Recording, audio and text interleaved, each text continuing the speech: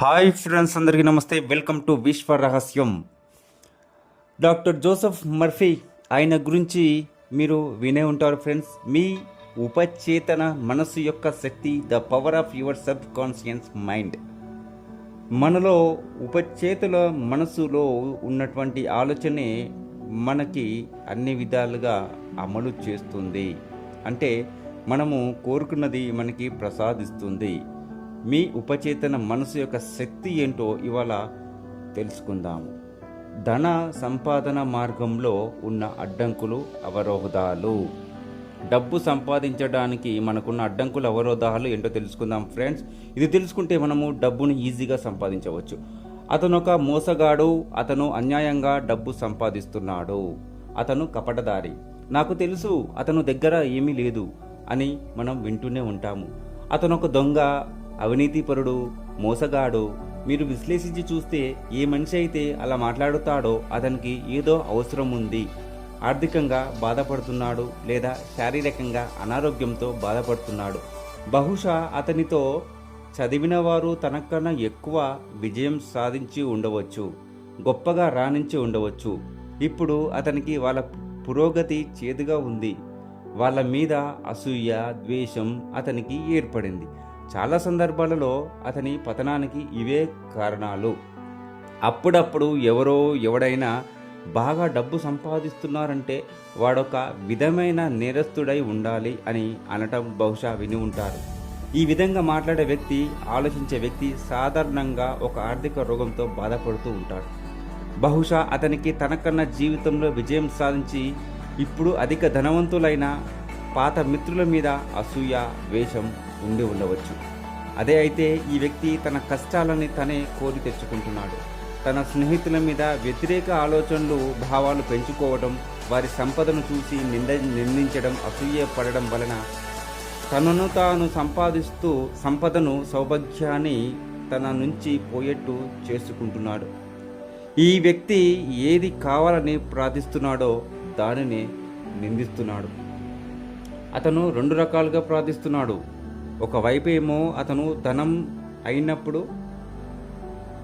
ఇప్పుడు నా వైపు ప్రవహిస్తున్నది అంటున్నాడు. కానీ అదే ఊహలో అతను ఆ వ్యక్తి దగ్గరున్న సంపదను చూసి ఆగ్రహం చెందుతున్నాడు అని అంటున్నాడు.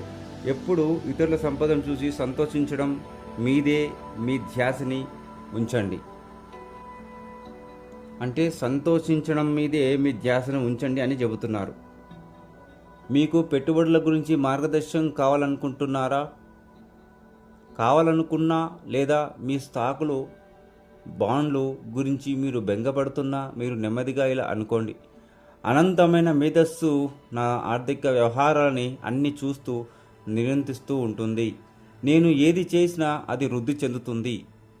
మీరు తరచుగా ఇలా చేస్తుంటే తెలివైన పెట్టుబడులు పెట్టారని మీరు గ్రహిస్తారు. అంతేకాక నష్టం రాకుండా మీకు రక్షణ దొరుకుతుంది. ఎందుకంటే మీకు నష్టం కలగక ముందే సెక్యూరిటీలు, హోల్డింగ్లు అమ్మాలని అనిపిస్తుంది. ఏది ఇవ్వకుండా ఏది పొందలేరు మిత్రమా. పెద్ద పెద్ద దుకాణాలలో యాజమాన్యం జనం దొంగతనం చేయకుండా ఉండటానికి కెమెరాలు, డిటెక్టర్లు నియమిస్తారు. వారు రోజు ఇలా దొంగతనం చేసేవారిని పట్టుకుంటూ ఉంటారు. అలా దొంగతనం చేసేవారు లేమి, మానసికంగా బలహీనత ఉన్నవారు. ఇతరుల నుంచి దొంగతనం చేయడానికి ప్రయత్నిస్తూ వారంతా తమలోని శాంతి, సామరస్యం, విశ్వాసం, నిజాయితీ, పూర్వత్వం, సద్భావన, ఆత్మవిశ్వాసాలని దోచుకుంటున్నారు. అంతేకాదు వారు శీలం, కీర్తి, సామాజిక ప్రతిష్ట, మానసిక శాంతి మొదలైన అన్ని రకాల నష్టాన్ని తమ వైపు ఆకర్షించుకుంటారు. వీరికి మూలాధారం మీద నమ్మకం ఉండదు. బుద్ధి ఎలా పనిచేస్తుందో అర్థం కాదు.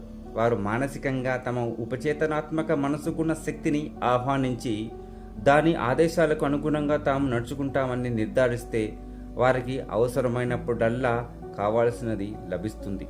అప్పుడు నిజాయితీ, న్యాయబుద్ధి, పట్టుదల వలన వారు తాము అద్భుతంగా బాగుపడడమే కాకుండా సమాజానికి గర్వకారణం అవుతారు. సో ఫ్రెండ్స్, విన్నారు కదా, డబ్బు రావాలంటే ముఖ్యంగా మనము మంచి భావనతో, మంచి ఉద్దేశంతో కలిగి ఉండాలి. ఐశ్వర్యవంతులను చూసి మనకన్నా ఎక్కువ డబ్బున్న వారిని చూసి వారు మనకంటే ఎక్కువ పైకి వచ్చేసారు, మనం కిందనే ఉండిపోయాము అన్న అసూయ ద్వేషం మీ మనసులోకి రానివ్వకండి. మీ ఉపచేతనలోకి అస్సలు రానివ్వకండి.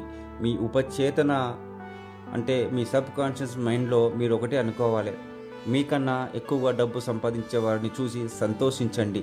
మేము కూడా సంతోషిస్తున్నాము, మాకు కూడా డబ్బు కావాలి అని కోరుకోండి. మీకు డబ్బు వస్తుంది, మీరు అనుకున్న పనులలో సక్సెస్ అవుతారు.